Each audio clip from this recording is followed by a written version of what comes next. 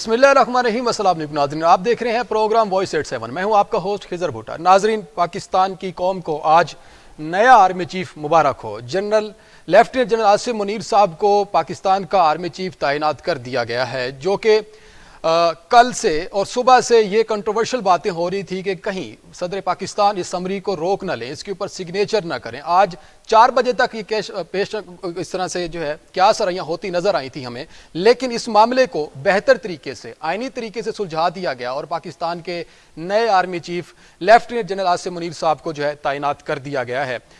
Chief joint of staff Sahir Shamshad साहब को लगा दिया गया और पाकिस्तान की तमाम जमातों को आज एक पेज के ऊपर मुत्तफिक होते हमने देखा। और पाकिस्तान के आइन को जो है, अगर इसी तरह से ही पाकिस्तान के सियासतदान, पाकिस्तान के हर जमात के लीडरान जो है इसी चीज़ को कंटिन्यू रखेंगे तो पाकिस्तान की तरक्की में ज़्यादा देर नहीं लगेगी। और दूसरी तरफ जो है, ये कल बातें हो रही थी, मैंने भी अपने प्रोग्राम में ये बात की कि कहीं खान साहब जो है इस मामले में सदर साहब को रोकें कि समरी के ऊपर सिग्नेचर ना करें, और उसके बाद ये मामला कहां तक जाएगा। क्या इस मामले को मजीद डिले किया जाएगा या खान साहब एग्री हो जाएंगे।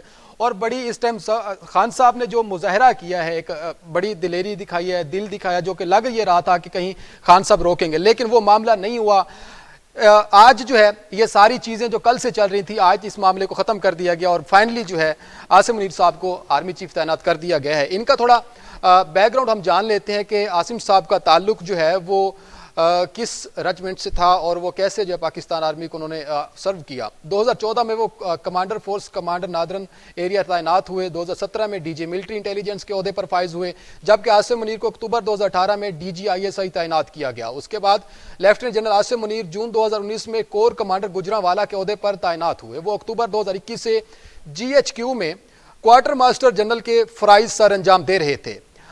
उसके बाद साहिर शमशाद साहब, जो कि दूसरे नंबर पे आते हैं सीनियरिटी के लिहाज से, वो सितंबर 2021 से कोर कमांडर रावलपिंडी रहे हैं। वो जून 2019 में चीफ ऑफ जनरल स्टाफ के ओहदे पर फाइज हुए, जबकि मुख्तसर मुद्दत के लिए एडजॉइंट जनरल GHQ भी रहे हैं। लेफ्टिनेंट जनरल साहिर शमशाद मिर्जा अक्टूबर 2018 में vice chief of general staff तैनात हुए। उन्होंने 2015 तक 2018 DG मिलिट्री ऑपरेशंस खिदमात अंजाम दी। यह पाकिस्तान की तारीख में पहली दफ़ा हुआ है कि किसी सीनियर को जो है इस तरह सीनियरिटी बेस पे लगाया गया है। मजीद मैं बात नहीं करूंगा क्योंकि आज जो है एक मामला जो हमें आइन के ऊपर जो है अमल दरामद होता नजर आया है। अपने मेहमानों का आपसे तारुफ करा दूं। मेरे साथ मौजूद है रज़ा मुस्तफ़ा चौधरी साहब, जॉइंट सेक्रेटरी हैं पाकिस्तान मुस्लिम लीग काफ के। मुकीम अहमद साहब मौजूद है हमारे साथ, सीनियर तजियाकार हैं, आपका बहुत शुक्रिया। हामिद खान अल-मशरकी साहब मौजूद हैं, सीनियर तजियाकार हैं, आपका बहुत शुक्रिया। हामिद साहब, सवाल पहले मैं आपसे करूंगा। कल हम ये देख रहे थे पाकिस्तान के अंदर जो आर्मी चीफ की तैनाती है उसको कहीं कंट्रोवर्शियल होता देख रहे थे कि खान साहब इस समरी को जो है आगे मूव नहीं होने देंगे और सदर साहब जो है वो इसको रोक लेंगे और मजीद मामले को 1.5 महीना या 1 महीने तक लटका के रखा जाएगा। वो चीज़ नहीं हुई। तो कहीं आप समझते हैं कि पाकिस्तान के अंदर जो इस्तेकाम है वो कल आर्मी चीफ की खिताब के बाद उसके अंदर इस्तेकाम आया और पाकिस्तान के आइन को पहली दफ़ा हमने जो है इस तरह उसके पर अमल दरामद होते देखा। बहुत शुक्रिया खिजर। नहीं, मैं ये नहीं कहूंगा कि पाकिस्तान के आइन पे पहली बार अमल हुआ, बल्कि मैं ये कहूंगा कि ये मामला जो है बहुत खुशअस्लूबी से तय पा गया और इमरान खान को इसका पूरा क्रेडिट जाता है कि उन्होंने मामले को खराब नहीं होने दिया। कल की तकरीर के हवाले से नहीं मैं कहूंगा कि उसने कोई बहुत बड़ी इमरान खान साहब की सोच में तब्दीली की हो, बल्कि बहसीयत मजबूरी इमरान खान ने एक स्टांस लिया था कि जी अगर आपने as a most senior general को लगाना है तो शायद हमें कोई एतराज ना हो। सदर मुमलिकत से उन्होंने जिस तरह मशवरा किया और उसके बाद जो क्या सराइयां हुई, चाहे मगोइयां हुई, वो एक फितरी अमल था। उसके अंदर बहुत सारे क्वेश्चंस थे, लेकिन मैं ये समझता हूं कि पाकिस्तान के इस्तेहकाम के लिए, मौजूदा मुआशी सूरत हाल के लिए जरूरी है कि जल्द अज जल्द बाकी मामलात को भी देखा जाए और सब मिल बैठकर कोई ऐसा इक़दाम करें जिससे मुल्क की मईशत को फौरी तौर पर संभाला जाए, वरना बहुत सारे खतरात जो हैं वो आगे हैं। और मैं तो एक बात कहूंगा कि this is the first time कि ये ऐसे आर्मी चीफ आए हैं कि इनको सबसे मुश्किल हालात मिल रहे हैं, जहां इकोनॉमिकल चैलेंजेस हैं, वहीं भारत की तरफ से मशरकी बॉर्डर्स पर दबाव बढ़ाने की बात है, लाइन ऑफ कंट्रोल क्रॉस करने की बात है। तीसरी जानिब अमेरिका की तरफ से अफगानिस्तान के मामलात पर दबाव है, चाइना के साथ CPEC के मामलात को देखना है। तो इस आर्मी जो जनरल मुनीर साहब आए हैं, इनके लिए कोई आसान टास्क नहीं है आने वाले दिनों में, और बहुत जरूरी है कि पॉलिटिकल विल दिखाई जाए, पॉलिटिकल स्टेबिलिटी दिखाई जाए और पॉलिटिकल जमातें मिलकर मौजूदा सूरत हाल से निकलने का हल ढूंढने और अगर आर्मी ने, जिस तरह जनरल बाजवा साहब ने कहा कि जी आर्मी फैसला कर चुकी है कि उसने एपॉलिटिकल रहना है, तो मैं समझता हूं कि ये बेहतरीन बात है। आर्मी का सियासत में उस अंदाज में कोई किरदार नहीं होना चाहिए जो हम माजी में देखते आए। इसका फायदा यह है कि आखिरकार पॉलिटिकल सिस्टम खुद मेच्योरिटी की तरफ जाएगा। खिजर, सबसे अहम बात यह है कि सियासतदानों को खुद सीखना होगा, खुद जो है वो अपनी जो मेच्योरिटी दिखानी होगी। हर बार अगर हम अपने फायदे के लिए अफवाज या एस्टेब्लिशमेंट को इस्तेमाल करेंगे तो मुल्क के लिए बहुत नुकसानदेह होगा। इमरान खान साहब हों या शहबाज शरीफ हों या आसिफ जरदारी साहब हों, सबको मुल्क के लिए सोचना पड़ेगा। और आज सूरत हाल ऐसी है कि नए आर्मी चीफ का खैर मकदम मेरा ख्याल है तमाम सियासी जमातों को करना चाहिए और किया जा रहा है। और नए आर्मी चीफ मेरा ख्याल है अपने इकदाम से ये साबित करेंगे कि ना सिर्फ आर्मी पॉलिटिकल हो गई है, उसके साथ साथ मुल्क के इस्तेहकाम के लिए जहां जहां आर्मी की जरूरत पड़ती रही है, माजी की तरह हमेशा आर्मी पाकिस्तान की आवाम के मदद के लिए सबसे आगे आगे होगी। और दुश्मन के लिए एक स्ट्रॉन्ग मैसेज जाना चाहिए कि पाकिस्तान की आवाम, सियासी जमातें और फौज सब एक पेज पर है। ये दुश्मन मुल्क को आज पैगाम जाने की बहुत जरूरत है। जी हमें सब आपने बात की कि मईशत के चैलेंज हैं इस टाइम, और आर्मी चीफ को इस तरह भी देखना पड़ेगा। हमें जोग्राफियाई चैलेंजेस हैं कि मुख्तलिफ ममालिक के साथ जो मामलात हमारे यानी कि पाकिस्तान बनने से ही सही नहीं थे। अब इस मामले को जो है, आपको लगता है कि सारी जमातें बैठ के पाकिस्तान की मईशत के ऊपर जो है अब सोचेंगी और इकट्ठे होना, जिस तरह आपने बात की कि ऐसा होना चाहिए। अगर खान साहब को इस टाइम जो हम देख रहे हैं कि 26 को वो इस्लामाबाद जा रहे हैं, और इस टाइम जो है वो जो इस्लामाबाद में तैयारियां हो रही हैं, वो आपने भी देखी कि वो तैयारियों में जो है मजीद जो है वो जलसा नहीं धरने की शक्ल इख्तियार करने जा रहे। तो खान साहब को भी अब आपको लगता है कि वो ये सोच रहे हैं कि मईशत की वजह से जो है पाकिस्तान मजीद आगे नहीं बढ़ सकता और हमें अब बैठ के फैसला करना चाहिए, मईशत बेहतर करनी चाहिए? बिल्कुल ऐसे ही है, बिल्कुल ऐसे ही है। मेरा ख्याल ये है कि शायद इमरान खान साहब लॉन्ग मार्च को मुअख्खर कर दें या उसको कोई जलसे का रूप देकर आप इसको खत्म कर दें और कोई कमिटमेंट ले लें कि जी जल्द अज जल्द इंतखाबात के हवाले से ऐलान कर दिया जाए, ताकि बाकी जो मुआशी मामलात हैं उनकी तरफ जो है वो तवज्जो की जाए। और हुकूमत को हो सकता है इमरान खान मौजूदा मुआशी सूरत हाल के पेश नज़र एक ब्रीदिंग स्पेस दे दे। आपकी बात काट रहा हूं मैं, सॉरी टू से, कि अगर खान साहब ये इलेक्शन का मुतालबा अब करते हैं, और ये मुतालबा सिर्फ अब इलेक्शन का ही होगा, और ये मुतालबा होगा किससे? अब फौज से करेंगे अब मुतालबा या हुकूमत से करेंगे? और अगर इलेक्शन का मुतालबा करते हैं तो आपको लगता है कि हुकूमत डेट दे देगी इलेक्शन की? अगर हालात नहीं है पाकिस्तान के इस तरह के इलेक्शन अभी हो सकें। बिल्कुल ऐसे ही है। मेरा ख्याल ये है कि अभी इलेक्शन की डेट लेना बहुत मुश्किल होगा, लेकिन उसके साथ साथ अगर कोई ऐसा फार्मूला तय पा जाए जिसके तहत इलेक्शन कमीशन के हवाले से, इलेक्शन इस्लाहात के हवाले से बातचीत हो जाए और उसके साथ साथ एक तरह से कोई गारंटी ले ली जाए कि जी इस अंदाज में इलेक्शन हो जाएगा, तो मेरा ख्याल है इमरान खान साहब शायद इस पर एग्री कर जाएं कि जी ठीक है, मैं अब मई जून तक इंतजार कर लेता हूँ, क्योंकि आगे मार्च में तो रमजानुल मुबारक आ जाना है, 2 महीने बाद तो रमजानुल मुबारक है, तो सारी चीजों को देखना पड़ेगा। खान साहब एग्री कर जाएंगे? आपको लगता है कि ये जो एक डेवलपमेंट हुई है आर्मी चीफ के ऊपर, इससे तो लगता है वाकई खान साहब जो है अब किसी बेहतरी की तरफ सोच रहे हैं? और वो मुझे भी ये लगता है कि आपकी राय जानना चाहूंगा कि वो 26 नवंबर को एक जलसा करके ही वापस आएंगे, क्योंकि वहां पे जो इंतजामात हो रहे हैं वो जलसे के नहीं लग रहे हैं, क्योंकि वहां पे टॉयलेट्स बनाए जा रहे हैं, 500 टॉयलेट्स वहां पे बनाए जा रहे हैं, उसके बाद और मामला वहां पे जो है वो सेट किए जा रहे हैं। तो ये हो सकता है सर, पॉसिबल है? मेरा ख्याल है कि अब अगर तो वो आर्मी चीफ पे कोई मुतनाज़ा मामला हो जाता या कोई ऐसी बात होती तो फिर होता कि वो धरने की शक्ल देते, लेकिन मौजूदा सूरत हाल के अंदर जब नए आर्मी चीफ को वो ये पैगाम नहीं देना चाहेंगे कि वो कन्फ्रंटेशन चाहते हैं, बल्कि वो ये चाहेंगे कि नए आर्मी चीफ जो हैं वो अगर कोई उनका किरदार है तो वो पॉजिटिव हो और मेरिट के ऊपर हो, तो उस हवाले से वो नए आर्मी चीफ को प्रेशराइज नहीं करना चाहेंगे, ना ही करना चाहिए।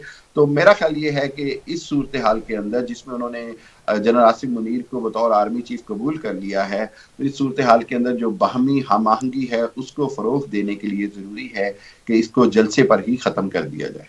ठीक है सर, आप माशाल्लाह पूरी दुनिया के ऊपर आपकी नज़र, आप देखते हैं मामलात को, आप डेली जो है हर चैनल के साथ आपका होता है, लिंक होता है, आप जो है इंटरव्यूज़ देते रहते हैं, लेकिन जानना ये चाहूँगा इस टाइम जो है आसिम मुनीर साहब को जब तैनात किया गया, जब समरी मंजूर हुई है, तो इंडिया के मीडिया चैनल्स के ऊपर एकदम से जो है वो ऐसा यानी कि उभार आया है कि वो इस चीज़ को एक्सेप्ट नहीं कर रहे हैं। तो कहीं वाकया ही ये जो आसिम मुनीर साहब का प्रेशर है, अब ये इंडिया के ऊपर या इंडिया के साथ मामलात में बेहतरी हो सकती है या फिर मजीद जो है मामला बिगड़ सकते हैं?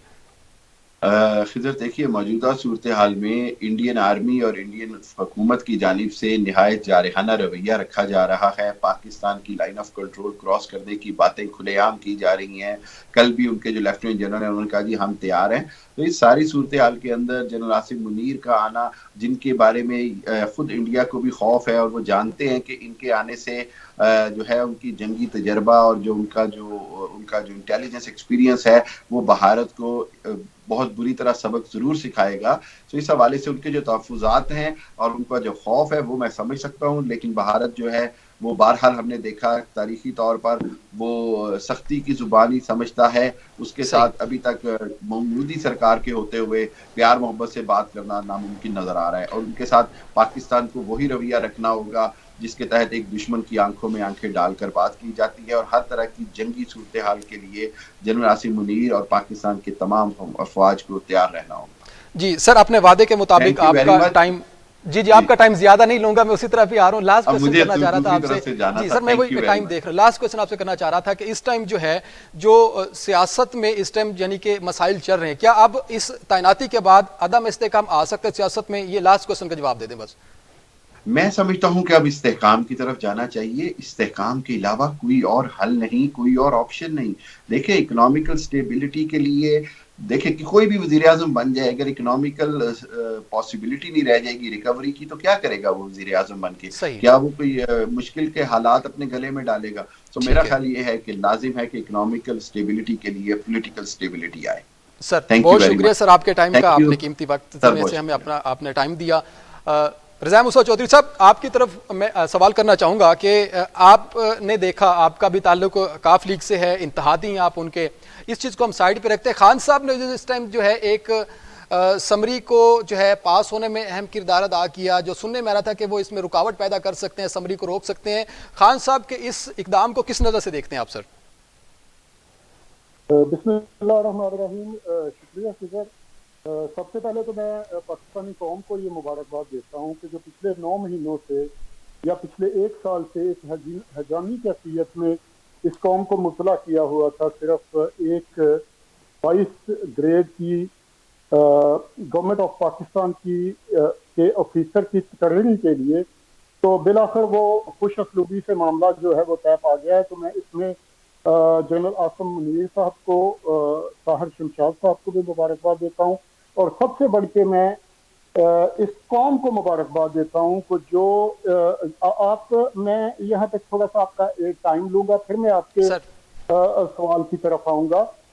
आप ये देखें कि दुनिया इस टाइम किस जगह पे पहुंच चुकी हुई है, तरक्की के कौन कौन सी मनाजिल तय कर ली हैं लोगों ने, और हम बहसीयत कौम या हमारे लीडरान जिनको हम इस कौम के निजात दहिंदा समझते हैं, वो एक 22 ग्रेड की तकरीरी के ऊपर पिछले 1 साल से या पिछले 9 महीने से 8 महीने से इस कौम को जो है वो इफ्स एंड बट्स के अंदर उलझा के और उनके नर्व का ऐसा टेस्ट लिया गया और फिर उससे जलसे जुलूस और ये जो भी धरने और जो भी लॉन्ग मार्च है, ये सिर्फ इस एक तकरीरी की वजह से हो रहा था। तो मैं ये समझता हूँ कि सबसे पहले तो ये बहुत खुशाइंद है कि ये तकरीरी एक तो सिलियरिटी बेस पे हुई, जिससे मैं समझता हूँ कि बहुत से जो इबहाम हैं वो ख़त्म हो जाएंगे। और जहाँ तक आपका सवाल है इमरान खान साहब के इस टाइम के रवैये के ऊपर, तो मैं ये समझता हूँ कि सदर मुमलिकत के पास या इमरान खान के साहब के पास, मैं इसको यूं समझ लें कि उनके पास इसके अलावा और कोई चॉइस नहीं थी। और सदर मुमलिकत का इमरान खान साहब से इस मामले में मिलना, मैं यूं समझता हूं कि इसका एक मनफी पहलू है, इसका एक मुस्बत पहलू है। मनफी पहलू में ये समझता हूं कि प्रेसिडेंट ऑफ पाकिस्तान जो है वो फेडरेशन की अलामत होता है। तो एक फेडरेशन की अलामत के आपके जो एग्जेक्टिव हैं उनका उठ के अपने पार्टी के लीडर के पास जाना, मैं ये समझता हूं कि ये इसका एक मनफी पहलू है, क्योंकि सदर मुमलिकत का ओहदा जो है वो एक न्यूट्रल ओहदा होता है, तो फेडरेशन की अलामत होता है। तो मैं ये समझता हूं कि इस मौके पे एक तो ये तासुर नहीं जाना चाहिए था कि सदर मुमलकत पाकिस्तान के सदर नहीं है बल्कि पीटीआई के सदर हैं।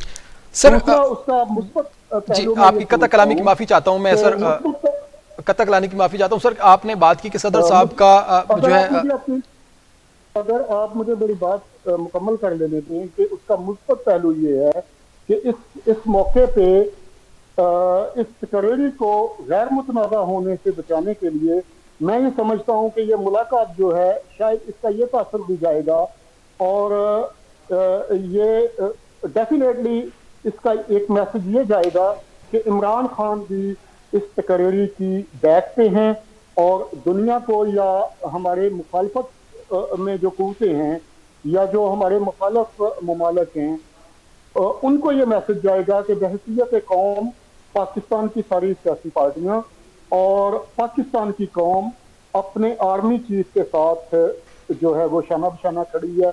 और मैं यहाँ पे वज़ीर आज़म पाकिस्तान शहबाज शरीफ के किरदार को भी सराहूंगा, उनकी तारीफ करूंगा कि उन्होंने जिस तरह अपने अलाइज को, अपने पार्टी के जितने उनके इत्तेहादी हैं गवर्नमेंट के, उनको जिस तरह से कंसेंसस के साथ जी, आपने मेरा सवाल छीन लिया मेरे मुंह से। आपने, मैं यही सवाल आपसे करने लगा था कि शहबाज शरीफ साहब को क्या क्रेडिट देना चाहेंगे आप कि उन्होंने जिस तरह मुशावरत की, सब जमातों को साथ बिठाया और एक अच्छा जो है फैसला किया आइन के मुताबिक, और इसमें जितना पहले एक शोर मचा हुआ था वो हमें देखने को नहीं मिला और वक्तों एक ही टाइम में यानी कि कुछ ही घंटों में ये सब मामला तय पा गया।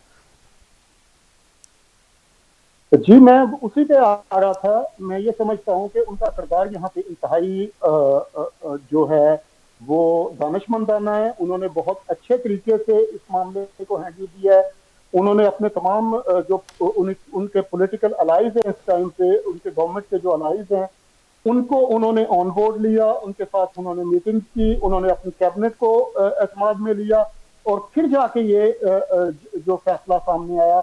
तो मैं ये समझता हूँ कि उनका ये सियासी तौर पे भी और पाकिस्तान के वज़ीर आज़म होने के हैसियत से भी उनका ये किरदार यहाँ पे तारीफ के काबिल है। ठीक है सर। मुकीम साहब, आपकी तरफ आना चाहूंगा। आपके चेहरे पे आज मुस्कुराहट नहीं आ रही है, ये क्रेडिट मैं आपको देना चाहूंगा। आपने मेरे ही प्रोग्राम में ये बात की थी कि आसिम मुनीर साहब जो है वो आएंगे, आपको तो खुश होना चाहिए। आपसे सवाल नहीं करूंगा क्योंकि आपको मैं अब आपकी खुशी को देखते हुए मैं ये चाहूंगा कि आप खुद बताएं कि आसिम मुनीर साहब का आना इस कौम के लिए, इस मुल्क के लिए जो है और इन जमातों के लिए कितना फायदेमंद साबित हो सकता है। सर, मतलब इस खुशी के मौके पे ना मैं आपको एक चीज याद करा दूं कि हमारे यहाँ बचपन में दादियां नानियां कहानी सुनाती थी बच्चों को, उसका वो जो एंड होता था ना वो ये होता था कि और इसके बाद सब हंसी खुशी रहने लगे।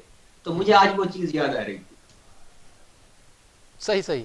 तो सर बताइएगा कि क्या हो सकता है पाकिस्तान के अंदर जो सियासी जिस टाइम मामला खराब चल रहे हैं उसमें इस्तेकाम आएगा और आसिम मुनीर साहब को जो है अब जिस तरह पहले कंट्रोवर्शियल किया जा रहा था आर्मी चीफ को और जिस तरह पहले बातें हो रही थी, लेकिन कल से ये मामला जो है वाजे हो चुका कि अब सियासी जमातें जो है किसी भी फौज में जो है उस जो फौज ना फौज की मुदाखलत होगी ना सियासी जमातें मुदाखलत करेंगी।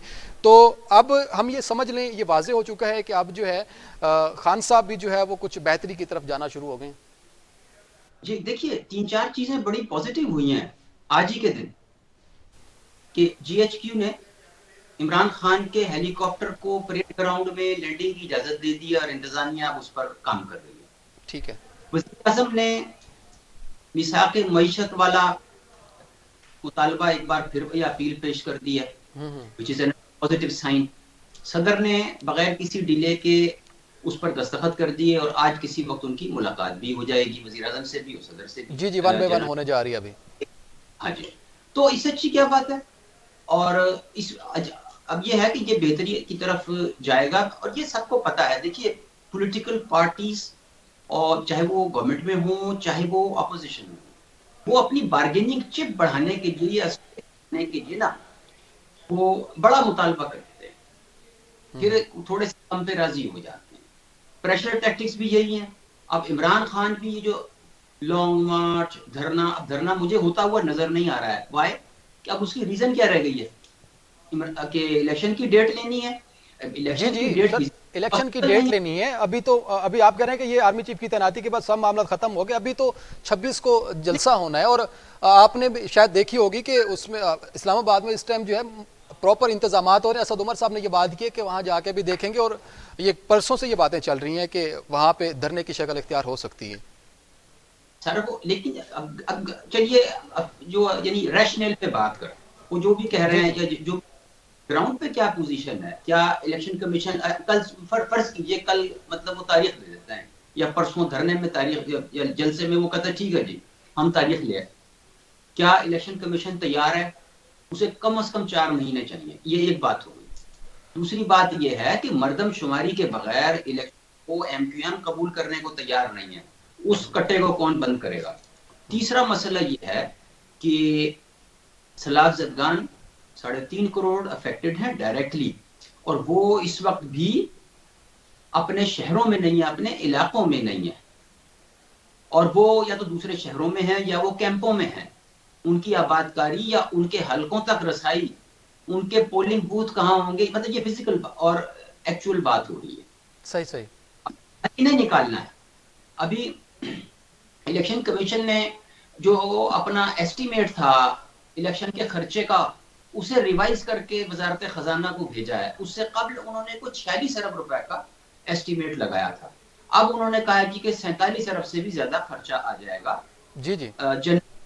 तो ये भी चीजें देखने वाली होती हैं कि बिहाइंड द सीन तो उन्हें फंड्स की भी जरूरत है, फिर वो ईवीएम पे राजी होंगे या नहीं होंगे। मुकीम साहब, इतनी बोली नहीं है हुकूमत हमारी कि जब आपके पास खजाने में पैसे नहीं है तो आप इलेक्शन करवा देंगे। इलेक्शन तो मुझे नहीं लगता कि अभी होंगे। खान साहब, अब आपके मुताबिक जो है खान साहब के पास अब क्या बयानियां रह गए हैं? क्या अब वो मतलब कि जलसों में अब क्या बातें करेंगे? जलसों में कौन सी ऐसी चीज़ें जिसकी वजह से अवाम अब उनके पास जाएगी, वो सुनेंगे कि आज़ादी ख़त्म हो गई, अमरीकी साजिश ख़त्म हो गई, उसके बाद अब तैनाती ख़त्म हो गई, अब इलेक्शन कमीशन इसकी इलेक्शन की बात करते रही इलेक्शन की, तो उसके ऊपर भी ज़ाहिर एक इंसान की अगर समझ काम करती है तो वो बहुत हालात ख़राब हैं इस टाइम इलेक्शन करवाने पे, कि इस टाइम हालात नहीं है पाकिस्तान के इलेक्शन करवाए जाएँ। और जो है अब आप किस नज़र से देखते हैं इस टाइम के जो अगर इलेक्शन नहीं होते तो खान साहब क्या ये जलसा और ये जो 26 नवंबर को जाना है उन्होंने, तो वो वापस आ जाएंगे? और फिर एक सवाल ज़रा और ऐड कर ले मेरा, कि नवाज़ साहब ने इमरान खान साहब ने ये बात की है कि नवाज़ साहब की जो नीयत है उस पर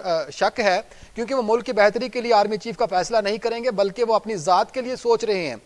और अब आप क्या देखते हैं कि ये बयान उलट हो गया है कि कहीं फ़ायदा जो दूसरों के लिए सोचा जा रहा था उसमें फ़ायदा कहीं वाकई कहीं जो है ना इसके ऊपर नीचे हुआ है मामला?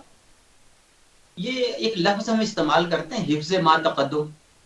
तो ये इमरान खान साहब ने हिफ्ज़ मा तक़द्दुम के तौर पे ये मतला अर्ज किया है कि ताकि कल को अगर कोई सख्ती हुई तो वो कह देंगे मैं तो पहले ही किया सी, कारदा एक बंदा कट जाएगा, तो वो यानी वो उसका क्रेडिट ले लेंगे कि मुझे तो पहले ही पता था। ये तो हो गया हिफ्ज़ मा तक़द्दुम। दूसरा, आप ये आपका क्या इशू था? जी जी जी, मुकीम साहब कंटिन्यू करें आप।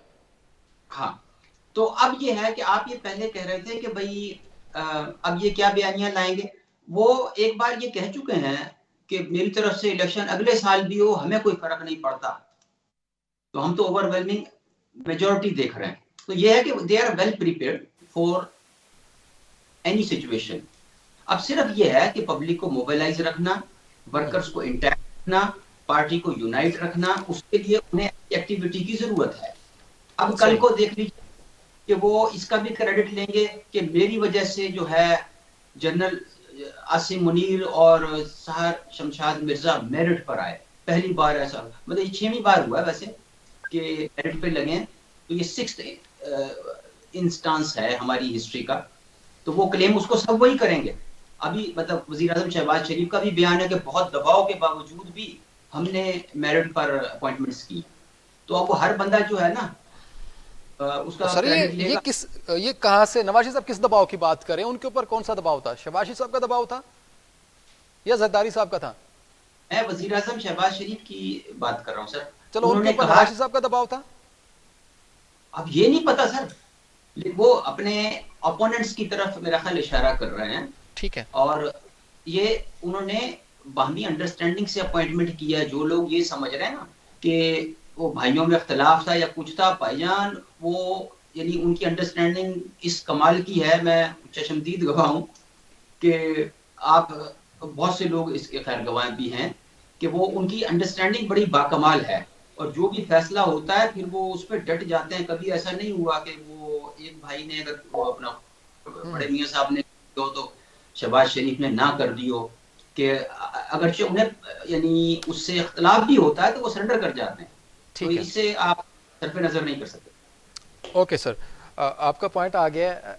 रज़ा मुस्तफ़ा चौधरी साहब, आपसे सवाल भी करूंगा, जानना भी चाहूंगा कि शुजात हुसैन साहब ने ट्वीट किया है कि जो सदर साहब आ रहे हैं ज़मान पार्क में, वो खान साहब से जो है वो इंग्लैंड और पाकिस्तान सीरीज़ की बात करने आ रहे हैं। ये शुजात साहब ने क्या सोच के बयान दिया है और क्या उनके माइंड में था? बस थोड़ा सा आइडिया बता दें कि इसको मजाक में कहा गया शुजात साहब की तरफ से या सीरियस नोट पे कहा गया?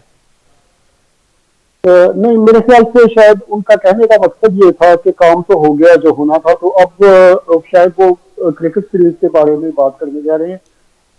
चौधरी शुजात हुसैन साहब एक सीजनल पॉलिटिक्स है, बहुत ही इंतहाई तजर्बाकार सियासतदान है। उनकी मजाक में की हुई बात में भी कोई ना कोई जो है ना वो कोई एंगल जरूर होता है। और दूसरी मैं आपसे यहाँ पे हमारे पहले हामिद साहब बात कर रहे थे, अगर वो यहाँ पे होते तो ज्यादा बेहतर होता। मैं उनकी इस बात को रिस्पॉन्ड करना चाह रहा हूँ कि वो कह रहे थे कि जी पाकिस्तान के आने वाली ये जो फौजी क़यादत है, इसको ये इस चीज को लेके चलना है कि नेक्स्ट उनको उनका किरदार सियासी नहीं होना चाहिए, सियासत में उनकी मुदाखलत नहीं होनी चाहिए। बहुत अच्छी बात है, ये तो पूरा पाकिस्तान चाहता है, और हमारा आइन भी यही कहता है कि फौज का सियासी किरदार कोई नहीं होना चाहिए। लेकिन मैं यहाँ पे आपकी तवज्जो, अपने सुनने वालों की तवज्जो, अपने पाकिस्तान का भला चाहने वालों की तवज्जो इस तरफ चलवाऊंगा कि पाकिस्तान के अंदर 22 ग्रेड के ऑफिसर्स की तैनाती एक मामूल का हिस्सा है। उसमें ये मामूल में होता है कि पाकिस्तान में उन ऑफिसर्स की तैनातियां होती रहती हैं। क्या आपने देखा है कि कभी किसी 22 ग्रेड के ऑफिसर की किसी और महकमे के उसकी तैनाती को लेके इस कदर हाइप क्रिएट की जाए, सड़कों पे निकला जाए, लॉन्ग मार्च लेके जाया जाए, या जलसे जुलूस किए जाए, या उस पे बैठ के दिन रात प्रोग्राम हो? हम निजी महफलों में भी बैठे, हम जहां पे भी बैठे, सिर्फ एक ही मौजूद है वो पाकिस्तान के अंदर कि आर्मी चीफ कौन आ रहा है। तो जब आप किसी अदारे को इस हद तक आप उसकी हाइप बनाएंगे, जब सियासतदान खुद मिलके उसको इस कदर ताकतवर बनाएंगे और फिर उनकी तरफ देखेंगे और उनसे तवक्को रखेंगे, और इससे यूं समझे कि एक कश्मकश होगी कि उस फ्रेम ऑफ माइंड का बंदा नहीं आना चाहिए, मेरे फ्रेम ऑफ माइंड का बंदा आना चाहिए, जो कल को मुझे जाके पॉलिटिकल सपोर्ट करे, दूसरी पार्टियों को सपोर्ट ना करे। सब अब तो क्या ये मामला खत्म हो चुका है, अब तो वाज़ेह तौर पे बयान दे दिया आर्मी स्टाफ चीफ ने। देखें, मैं उस तरफ भी आ रहा हूं। तो क्या हम उस अदारे को खुद इस तरफ दावत नहीं देते, या खुद हम उसको ताकतवर नहीं करते हैं? और उस अदारे को भी ये सोचना नहीं चाहिए कि दूसरे महकमों के जो ऑफिसर्स हैं उनकी तैनाती पे इस कदर मामला नहीं होते, तो ये खुद उनके ऊपर भी एक बहुत बड़ा क्वेश्चन मार्क और एक बहुत बड़ा, यूं समझ लें कि उनका एक टेस्ट नहीं है कि उनको भी इन मामला से बाहर आ जाना चाहिए। जहां तक आपने बात की, मैं इस तरफ भी आना चाहूंगा। जनरल कमर जावेद बाजवा साहब ने जो अपनी बातें की हैं वो बहुत खूबसूरत बातें हैं, वो बहुत अच्छी बातें हैं, लेकिन वो उनके टन्योर के एंड पे ये खूबसूरत बातें क्यों आती हैं? ये जो भी आर्मी चीफ जाते हैं वो जाते जाते ये दर्ज क्यों दे के जाते हैं कि हमने सियासत का हिस्सा नहीं बनना? वो आते ही ये बातें क्यों नहीं करते, या वो अपनी जो उनका एक टन्योर होता है उसके अंदर वो प्रैक्टिकली उसको वो प्रूफ क्यों नहीं करके देते कि हमारा सियासत के साथ कोई ताल्लुक नहीं है? तो खुदारा हमें खुद ये सोचना है, हमारे सियासी लीडरों को ये सोचना है कि हमने उनको एम्पावर इस तरह से नहीं करना। वो एक पाकिस्तान की हुकूमत के आपका पॉइंट आ गया सर। आपने एक अच्छी बात की कि आर्मी चीफ की तैनाती को जो है इतना कंट्रोवर्शियल क्यों कर दिया। मुकीम साहब, आपसे जवाब लूंगा इसके ऊपर, और दूसरी इस चीज का भी जवाब दे दे कि आर्मी चीफ साहब ने जो बात की, जिस तरह मुस्तफा साहब ये कह रहे हैं कि उनको अब ही क्यों ये बात पेश आई करने को, शॉर्ट आंसर जरा दीजिएगा, प्रोग्राम का टाइम खत्म होने को है। अच्छा, वो हाइप के ऊपर जो बात की रज़ा मुस्तफा साहब ने, बहुत खूबसूरत पॉइंट है।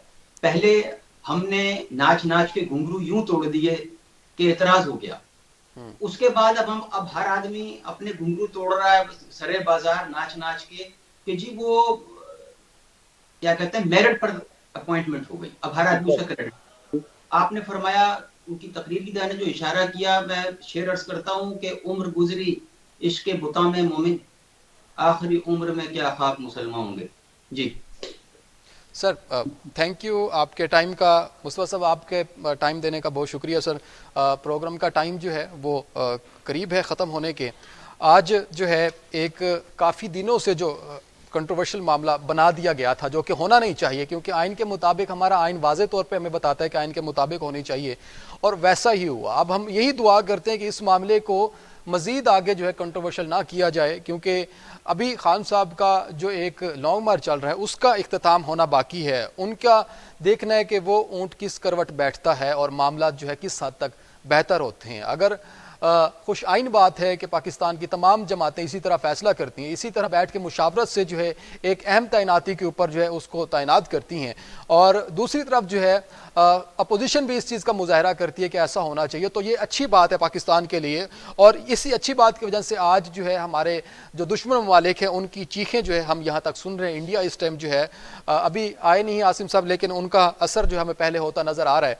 नाज़रीन, हम भी दुआ करते हैं कि जो भी इस मुल्क के लिए आएँ, जो भी इस मुल्क के सरबराह हों, जो भी इस मुल्क की कमांड्स अपने हाथ में लें, अल्लाह ताला उनको भी हिम्मत है हमारे पाकिस्तान को तरक्की की राह पे गामजन करने के लिए, और हमें भी जो है हिम्मत है कि हम अपने पाकिस्तान के लिए बेहतर काम करें और पाकिस्तान की तरक्की में अपना किरदार अदा करें। नाज़रीन, मुझे इजाज़त दीजिए, अगले प्रोग्राम में आपसे फिर मुलाकात होगी। अल्लाह हाफिज़।